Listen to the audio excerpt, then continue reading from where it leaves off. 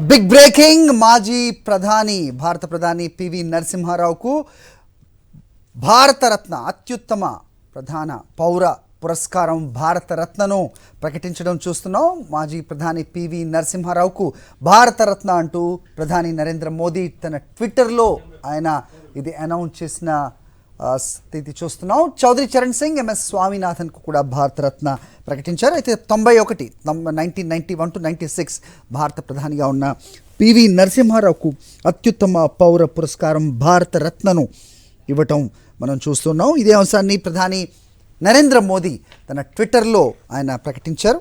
So biggest బ్రేకింగ్గా చూడాలి. So ఇటీవల పద్మవిభూషణ్ సత్కారాలతో కూడా పలువురిని సత్కరించిన ప్రస్తుత ప్రభుత్వం మాజీ ప్రధాని పివి నరసింహారావును అత్యుత్తమ పౌర పురస్కారం భారతరత్నతో సత్కరించింది.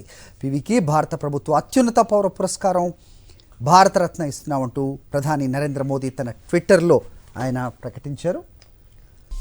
రైట్, ఇదే అంశంపై మా ఇన్పుట్ ఎడిటర్ ఇస్మాయిల్ అడిగి మరిన్ని ఇన్పుట్స్ తీసుకుందాం. ఇస్మాయిల్, బిగ్ బ్రేకింగ్ రియలీ చాలా ఇది పెండింగ్ అనుకోవచ్చా?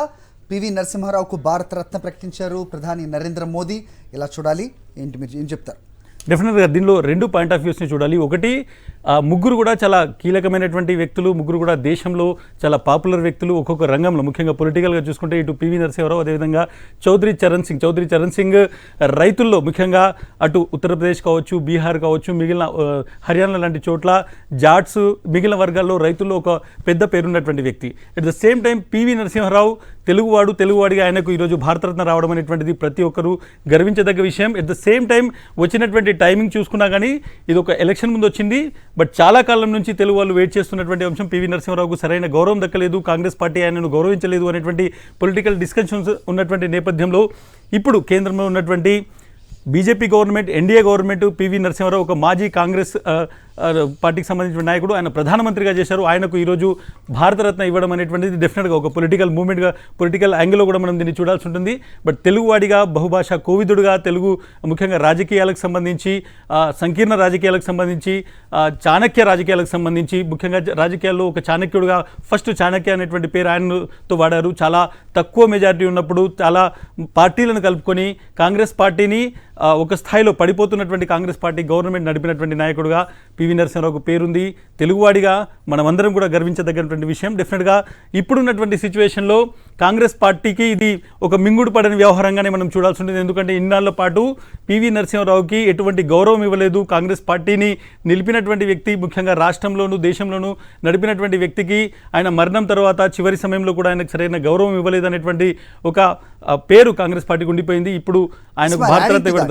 Adding to that, PV Narasimha Rao ముందు తర్వాత అంటే భారత్లో వచ్చిన రిఫార్మేషన్స్ గురించి మాట్లాడాలంటే కనుక ఖచ్చితంగా పివికి ముందు తర్వాత అనేది అభివర్ణిస్తారు. కానీ కాంగ్రెస్ పరిస్థితి ప్రస్తుతం మీరు చెప్పినట్టుగా ఒకంత సందిగ్ధంలో వాళ్ళని ఉంచే ప్రయత్నమే జరిగింది అనుకోవచ్చా? అఫ్కోర్స్ భారతరత్న అత్యుత్తమ పురస్కారం ప్రకటించడం హర్షదాయకం, నిజంగా అందరూ కూడా హర్షిస్తున్నారు. బట్ పొలిటికల్గా కూడా చూసినా, ఎందుకంటే సో అంత పెద్ద వ్యక్తిని సో కాంగ్రెస్ ఏ రకంగా చూసింది, ఆయన మరణానంతరం కూడా ఏ రకమైన పరిస్థితులు ఉన్నాయనేది మనం చూసాం. అట్ ద సేమ్ టైం ఇక్కడ తెలంగాణ రాష్ట్రంలో కూడా పివి నరసింహారావుని బీఆర్ఎస్ ఏ విధంగా నెత్తిన పెట్టుకుంది, కాంగ్రెస్ ఎలా చూసింది, సో ఇవన్నీ అంశాలు కూడా వస్తూ ఉంటాయి. ఏ రకంగా చూడాలి Congress when it comes to Congress perspective? డెఫినెట్గా కాంగ్రెస్ పొలిటికల్గా దీన్ని మనం చూసినప్పుడు కాంగ్రెస్ పార్టీ సముచిత స్థానం ఇవ్వలేదు, అవమానించింది అనేటువంటిది పివి నరసింహారావు ఫ్యామిలీ నుంచి వచ్చింది. ఆయన అభిమానులు చాలామందికి ఓపెన్గా కనబడేటువంటి ఒక విషయమే. ఎందుకంటే కనీసం ఆయన విగ్రహం కూడా హైదరాబాద్లో పెట్టలేనటువంటి సిచ్యువేషన్. గతంలో ఉన్నటువంటి బీఆర్ఎస్ గవర్నమెంట్ ఒక పెద్ద విగ్రహాన్ని మనం ట్యాంక్ బండ్ పెట్టిన దగ్గర పెట్టినటువంటి విషయం మనం చూడొచ్చు. పివి నరసింహారావు కుమార్తెకు గత ప్రభుత్వం, ఇక్కడ ఉన్నటువంటి బీఆర్ఎస్ ప్రభుత్వం ఎమ్మెల్సీ ఇచ్చింది. సో కొంతవరకు బీఆర్ఎస్ ఓన్ చేసుకునేటువంటి ప్రయత్నం చేసింది. ఎందుకంటే తెలంగాణ వాడిగా టీఆర్ఎస్ కొంత తెలంగాణ అటువంటి మూవ్మెంట్ నుంచి వచ్చింది కాబట్టి ఆయన ఓన్ చేసుకునేటువంటి ప్రయత్నం చేసింది. బట్ ఇప్పుడున్నటువంటి సిచ్యువేషన్లో భారతరత్న ఇవ్వాల్సినటువంటి అన్ని అర్హతలు ఉన్నటువంటి వ్యక్తి పివి నరసింహారావు. కాబట్టి పివి నరసింహారావుకు భారతరత్న ఇవ్వడం దాని మీద ఎటువంటి వివాదం ఉండదు. కానీ ఆలస్యమైంది ఇప్పటి వరకు. కాంగ్రెస్ పార్టీ ఓన్ చేసుకోకపోయినా మిగిలిన ప్రభుత్వాలు, మిగిలిన రాజకీయ పక్షాలు, మిగిలిన ప్రభుత్వాలు ఆయనకు సముచిత స్థానం ఇచ్చాయి అనేటువంటిది చాలా స్పష్టంగా ఇప్పుడు అర్థమవుతుంది. ఎట్ ద సేమ్ టైం మనం దీన్ని ఈరోజు ఇచ్చినటువంటి దీని ఇంపాక్ట్ పరంగా చూసుకుంటే డెఫినెట్గా ఇది ఒక పెద్దలను సత్కరించడంతో పాటు పెద్ద పొలిటికల్ ఇంపాక్ట్ ఉండేటువంటి ఒక డిసిషన్గా కూడా మనం చూడాలి. Swaminathan neutral person, political background లేదు, రైతుల కోసం పనిచేసినటువంటి వ్యక్తి. చౌదరి చరణ్ సింగ్ జాట్ నాయకుడు, రైతులకు సంబంధించి ఆందోళన చేసినటువంటి వ్యక్తి. ముఖ్యంగా నార్త్ ఇండియాలో ఒక పెద్ద వర్గం ఆయనను సపోర్ట్ చేస్తోంది.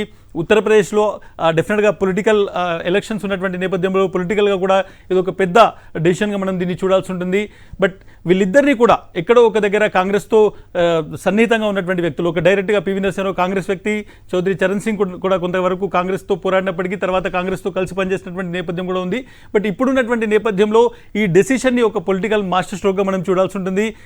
ఎందుకంటే ఇప్పుడు ఎలక్షన్స్ టైంలో భారతరత్న అనేటువంటి దాన్ని డెఫినెట్గా చాలా కాలం పాటు కాంగ్రెస్ పార్టీ అధికారంలో ఉన్నప్పుడు, యూపీ అధికారంలో ఉన్నప్పుడు ఎవరికి ఇవ్వడానికి, ఎందుకంటే అర్హులైనటువంటి వాళ్ళు చాలామంది ఉన్నప్పటికీ ఇవ్వలేదు, చాలామంది ప్రస్తావనలు వచ్చినప్పటికీ ఇవ్వలేదు అనేటువంటి ఒక చర్చ జరిగింది. బట్ ఇప్పుడు ఈ డెసిషన్ తీసుకోవడం అనేటువంటిది ఒక పెద్ద పొలిటికల్ డెసిషన్గా దీన్ని మనం చూడాలి. అట్ ద సేమ్ టైం మన పాయింట్ ఆఫ్ వ్యూలో తెలుగు వాడిగా మనం పివి నరసింహారావుకు ఇవ్వడం అనేటువంటిది ఒక గొప్ప డెసిషన్గా చూడాలి. అట్ ద సేమ్ టైం దీన్ని ఇప్పుడున్నటువంటి ఎలక్షన్ పొలిటికల్ ల్యాండ్స్కేప్లో దీని ఇంపాక్ట్ డెఫినెట్గా ఉండబోతోంది. ముఖ్యంగా బీజేపీకి కొంత ఇక్కడ తెలంగాణలో అడ్వాంటేజ్ ఉండబోతుంది అనేటువంటిది కూడా తెలుగు స్టేట్స్లో చూసుకుంటే హిందీ హార్ట్ ల్యాండ్ చూసుకుంటే కనుక ఎస్ మీరు చెప్పినట్టుగా స్వామినాథన్ ఒక అగ్రికల్చర్లో ఏ విధమైన రిఫార్మ్స్ తీసుకొచ్చారనేది చూడొచ్చు, ఏ రకంగా పోరాడారనేది చూడొచ్చు. ఇక చరణ్ సింగ్ యూపీ ముఖ్యంగా వస్తే మీరు చెప్పినట్టుగా ఆ రాష్ట్రాలు కూడా గర్వించదగ్గ వ్యక్తుల్లో వీళ్ళందరూ కూడా ఖచ్చితంగా ఉంటారు. అయితే ప్రస్తుతం తెలంగాణ అలాగే southern part of India, so ముఖ్యంగా మొన్న ప్రధాని వ్యాఖ్యానించింది కూడా మనం చూసాం, చాలా బాధాకరం, రెండింటిని విడదీసి మాట్లాడడం అనేది.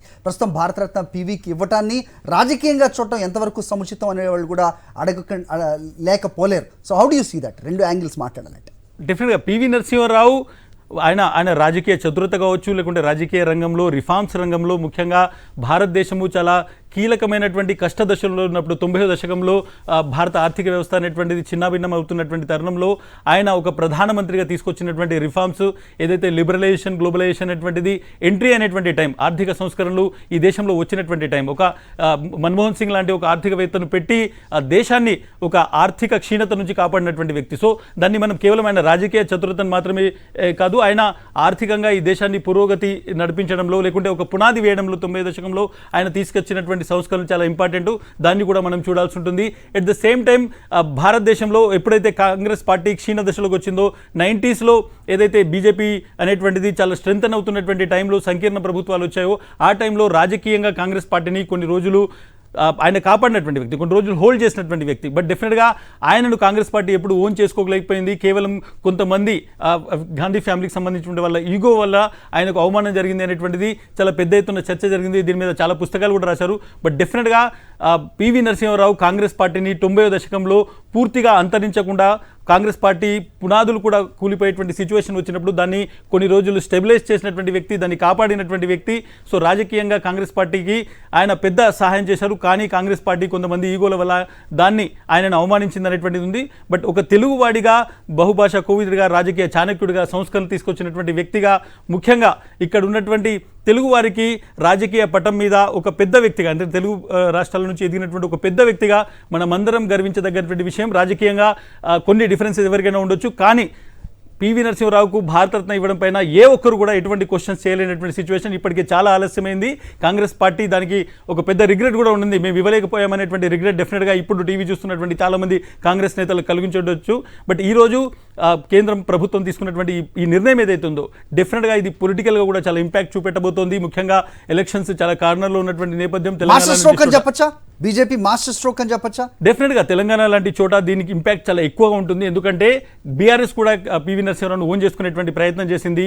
ఇప్పుడు బీజేపీ డెఫినెట్గా భారతరత్న అనేటువంటిది ఒక అత్యున్నతమైనటువంటి పౌర పురస్కారం, ఇటువంటి అవార్డు ఇవ్వడం ద్వారా డెఫినెట్గా పివి నరసింహారావుకు ఒక సముచితమైనటువంటి గౌరవం ఇచ్చింది. దీని ఇంపాక్ట్ రాబోయేటువంటి రోజుల్లో పొలిటికల్గా ఉండబోతుంది. ముఖ్యంగా చౌదరి చరణ్ సింగ్ సంబంధించి, పివి నరసింహారావుకు సంబంధించి ఈరోజు ఇచ్చినటువంటి ఏదైతే ఈ భారతరత్న అవార్డు ఉందో ఇది వాళ్ళకి ఇచ్చినటువంటి సముచిత గౌరవం మాత్రమే మాత్రమే కాదు పొలిటికల్గా కూడా బీజేపీ కావచ్చు కేంద్రం కావచ్చు తీసుకున్నటువంటి ఒక మాస్టర్ స్ట్రోక్గా మనం దీన్ని చూడాల్సి ఉంటుంది. స్వామినాథన్ ఇప్పటికీ ఆలస్యమైంది, ఆయన కూడా ఇవ్వడం అనేటువంటిది. ఎందుకంటే దేశంలో ఎవరైతే అత్యున్నతమైనటువంటి వ్యక్తులు ఉన్నారో, ఎవరైతే దేశం కోసం కష్టపడి ఉన్నారో వాళ్ళకి ఇచ్చేటువంటి అవార్డు, ఈ అవార్డు ఇవ్వడం ద్వారా వాళ్ళను చిరస్థాయిగా చరిత్రలో ఉంచడము, ఎట్ ద సేమ్ టైం వాళ్ళు చేసినటువంటి గౌరవాన్ని రాబోయేటువంటి తరాలకు తెలియజేయడం అనేటువంటిది ఇటువంటి పౌర పురస్కారాలకు సంబంధించి ఒక ఉద్దేశం, దానికి సంబంధించినటువంటి దాని ఆశయం.